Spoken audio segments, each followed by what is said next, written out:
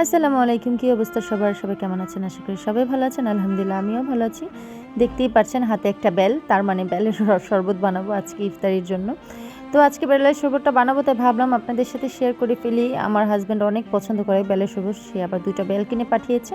তো একটা আমার হাতে ছিল, আরেকটা ভেঙে আমি এখানে আ ভালো করে একটু চটকে মেখে নিচ্ছি। কারণ এই বেলের শরবত কিন্তু ব্লেন্ডার করলে তিতা লাগে। তো তিতার থেকে এভাবে হাতে চটকে বানালে কিন্তু অনেক ভালো লাগে। এই তিতাটা লাগে না। তো আমি এই খোসাগুলো আর কি ছেঁকে ফেলে দিচ্ছি। তো আমি একটু হালকা চিনি মিক্স করে নিলাম, কারণ আমি একটু মিষ্টি খাবো। আর ওর বাবার জন্য আমি ১ গ্লাস চিনি ছাড়া উঠিয়ে রেখেছিলাম। দেখতেই পাচ্ছেন বেলের শরবতটা কিন্তু মাশাআল্লাহ অনেক সুন্দর হয়েছে।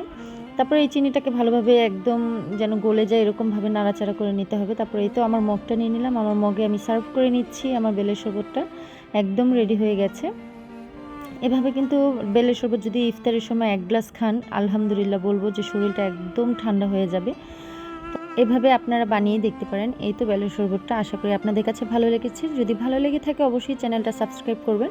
আর খাওয়ার আগে অবশ্যই এভাবে একটু নাড়া দিয়ে নেবেন, না হলে বেলটা নিচে জমা হয়ে থাকে। তো আপনাদের কাছে কেমন লেগেছে অবশ্যই কমেন্ট করে জানাবেন। যদি ভালো লেগে থাকে একটা লাইক করবেন, কমেন্ট করে জানাবেন। আজকের ভিডিও পর্যন্তই। আল্লাহ হাফেজ।